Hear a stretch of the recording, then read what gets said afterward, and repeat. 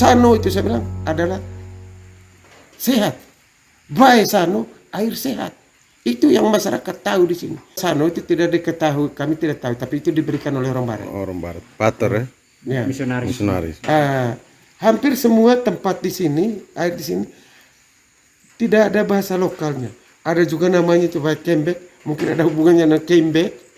Vaikembek. Sesudah itu ada juga Vaikuta. Apa? Tahun 69 waktu meletusnya Gunung Iya, tergoncanglah semua aspal di bawah danau ini. Oh, dasarnya. Di dasar danau, naik ke permukaan semua. Besarnya ada yang seperti dapur. Penuh keliling danau ini penuh dengan aspal semua. Aspal apa? Aspal memang namanya. Yang disebut bahasa lokalnya di sini taisano. Hitam itu. Ya, hitam. Tanah. Bukan juga tanah. Aspal. Aspal memang. Kalau dijemur dia Mengapa sekarang dia tidak ada? Dulu onggokan banyak di pinggir danau ini waktu kami SD. Mengapa dia tidak ada? Dia mencair kembali kena panas matahari, masuk kembali ke danau. Di tahun 69 itu onggokan besar di sekitar danau ini naik ke permukaan waktu meletusnya Gunung Iya itu. Gunung Iya. Begitu kena panas matahari. Sesudah itu dulu di depan kantor bupati di Ruteng pada tahun 70-an itu pernah dicoba aspalnya. Bagus. Tetapi mengapa itu tidak diproseskan? Menurut para ahli stoknya tidak banyak. Tidak ada guna dia diambil lebih banyak ongkosnya nanti daripada stok yang ada di bawah. Jadi yang ada di bawahnya ini Pak, di dasar danau ini aspal sebenarnya. Pernah saya dengar dari Bapak Bupati Dula, mereka lihat dari kapal itu macamnya ada perkampungan lama di danau. Dilihat dari apa itu? Pesawat. Dari pesawat. Tetapi dalam analisa saya itu mesti gumpalan-gumpalan aspal yang banyak, yang barangkali bentuknya seperti rumah. Karena itu sudah analisa saya seperti itu karena sudah pernah terjadi tahun 69 muncul ke permukaan semua. Tapi dalam perjalanan waktu kena panas matahari mencair kembali dan masuk kembali di danau. Jadi di sana ada kampung namanya itu Kampung Goang. Yang dalam sejarah orang Goang itu ada satu batu di sana yang dulu katanya orang Goang lebih bisa menceritakan, tapi yang kami dengar itu bahwa malam dia menyala.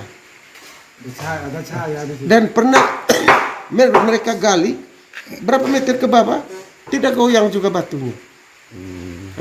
Sehingga itu menjadi batu keramat untuk orang Goang. Dan itulah maka disebut sebagai Danau Sonong Goang, ada Kampung Goang di situ. Dan masuk pertamanya misionaris di sini dulu, kapela pertamanya itu di Goang. Dan mereka memberi nama danau ini sudah Sonong Goang. Itu yang beri nama itu misionaris itu. Misionaris. Mengapa diberi kata itu Bapak Pedo ajar dulu waktu kami SD diberi nama Sano. Sano itu dia bilang bahasa Latin, artinya sehat. Bahwa air danau ini dengan air mandi di sana itu adalah air sehat yang bisa membersihkan kita dari segala macam penyakit kulit dan juga bisa menghilangkan kecapean. Sehingga disebut Sano. Sano itu sebenarnya bukan bahasa Manggarai dari danau, tidak. Karena bahasa Manggarai dari danau ini sebenarnya seperti di tempat-tempat lain itu disebut rana. Sehingga ada rana Mese, ada rana Kolong dan lain-lain. Kalau menurut mereka di atas model begini juga kan disebut rana. Artinya bahasa Manggarainya danau itu rana. Tapi ini tidak disebut rana, dari awal memang disebut Sano. Yang menurut mereka ini membuktikan, dan dia diberi nama seumur dengan nama Pulau Flores. Flores itu kan pulau bunga, flower. Demikian juga Sano ini. Sano sama dengan Flores itu. Jadi bahasa dari misionaris mereka beri nama itu Sano. Bae itu artinya air, Bae Sano artinya air sehat. Ya, tanda khusus. Jadi begini Pak, waktu musim hujan, bulan Februari itu yang hujan non-stop, waktu itu keluar letusan di ada tempatnya di sana yang menurut mereka orang tua punya cerita dan sampai sekarang itu setiap tahun macam bunyi meriam. Berarti itu keluar dia punya racun. Racun itu masuk di danau dan tanda bahwa racun sudah ada di danau. Semua daun yang seperti ini melayang di danau, dia berdiri tegak begini. Oh itu kalau itu tandanya. Racun ada di danau. Oh. Ya, ini tandanya. Kalau sudah keluar dari porosnya, di porosnya di sana, dia sudah keluar masuk di air tawar. Daun-daun ini kembali Begitu. semula. Batas tidak ada racun. Sesudah itu, sementara racun ada di danau, biar diminum oleh kuda, kerbau, tidak berbahaya. Kemudian manusia juga mandi di danau, tidak berbahaya. Sementara ada racunnya, tidak berbahaya. Kalau kebetulan waktu kita mandi ya terminum sedikit tidak apa-apa. Kalau sudah masuk ke air tawar, air tawar itu juga tidak beracun. Biasa ditimba juga lah orang, karena dulu kan belum ada air bersih.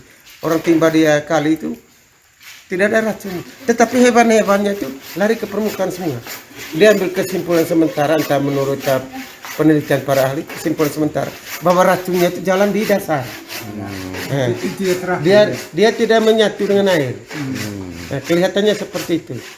Mungkin karena itu penjelasan dari apa? Mungkin karena kejadian itu, karena racunnya ada di bawah, di dasar, mempengaruhi barang-barang yang atau daun-daun yang melayang tadi, ditarik sama racun sehingga dia berdiri tegak.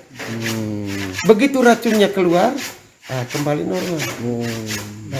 Buktinya racun bahwa tidak ada di permukaan, orang mandi, hewan ternak minum airnya itu tidak beracun. Masuk di air tawar juga hanya belut, udang, ikan yang ada di air tawar itu mati lemas semua, muncul ke permukaan. Dan orang pungut itu, tetapi airnya tetap ditimba, tidak berbahaya. Oke. Dan jangkauan Pak, jangkauan racunnya itu dia sampai di Bebakko di sana. Berapa kilo tuh? Itu sekitar Bebakko dari sini. Jauh Pak. Karena begini, Bisa 20 kilo itu. air tawar, air besar di sana, baru poros keluarnya ini untuk masuk di air tawar itu kurang lebih ya belasan kilo. Belasan kilo untuk sampai, dan sampai di sana baru ini. Oke. Sesudah itu ada satu keunikan. Sebelum sampai di air tawar, ada satu air terjun di situ dan di bawahnya ada apa? Disebut Ngor Molas. Ngor di sini itu artinya leher. Molas itu artinya nona cantik. Karena air racun ini begitu dia keluar dari danau, sudah keluar dari danau, tapi belum masuk di air tawar, tertelan di tempat terjun tadi itu, di Ngor Molas itu. Akhirnya kalau dia tertahan di situ, orang semua kena influenza. Kalau dia sudah keluar dari situ, masuk di air tawar, itu baru dia bisa tahan 1-2 minggu di situ. Sudah keluar dari sini racunnya, sudah keluar, tapi belum masuk di air tawar. Biar air tetap mengalir. Kelihatannya macam dia tinggal di dasar apa tadi itu, air terjun tadi itu. Pengendapan. Pada saatnya tertentu baru dia lari keluar. Sehingga orang-orang selalu tanya itu begini, laun belua. Laun belua itu tidak berarti bahwa dia sudah mengalir di tempat porosnya itu, tidak. Laun belua maksudnya racunnya itu sudah masuk di air tawar, tidak. Karena dia kalau sudah masuk di air tawar, semua isi air tawar itu mati lemas semua. Tidak sampai mati juga, mati lemas semua, dan semua belut-belut yang ada di Pinggir. yang ada di dalam apa itu, Danau. di air tawar, Oh, air tawar. lari keluar semua. Kan belut kan dia tidak biasa berenang melangkah sekali, tapi dia ada di dalam Lubang lumpur, di bawah, ya lubang batu, dia keluar, semua isi air itu keluar. Mereka lari ke pinggir semua. Macamnya mereka mati lemas mencari oksigen di luar. Waktu itu orang pungut. Tapi belut tidak ada di danau, Tidak. Di danau tidak ada belut.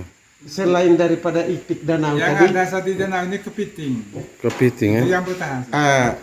yang ada di danau ini ada itik tadi, kemudian binatang lainnya yang bisa masuk di danau ini biawak dan katak. Mereka biasa masuk. Sedangkan yang Bapak Serpaso ngomong ini kepiting ini itu dia pada saat tertentu. Pada saat tertentu ada hujan gerimis. Ada angin. Sesudah itu danau ini warnanya berubah. Warna danau ini menjadi air santan, seperti air santan kemiri. Tiga orang sebut lokal di sini vai belu. Vai itu artinya air, belu itu artinya kemiri. Jadi air danau ini berubah seperti air santan kemiri. Waktu itu sudah kepiting-kepiting itu ada. Bedanya dengan kepiting air tawar dia berlumpur. Ini tidak. Jernih dia punya kepiting-kepitingnya itu bersih. Nah, sehingga menurut tata boga orang tua kampung di sini dulu, dia itu paling cocok kalau ada kastela yang sudah kuning itu. Kuning. Kastela yang sudah kuning itu ditumbuk ini kepitingin, bukan ada lumpurnya, dimasak satu kali. Nah, jadi dia itu saat-saat tertentu adanya dan tidak secara keseluruhan di danau ini. Di mana warna seperti air santannya, berarti di situ sudah muncul banyak apa? Kepiting. Dan saat-saat seperti itu orang datang pungut di pinggir danau.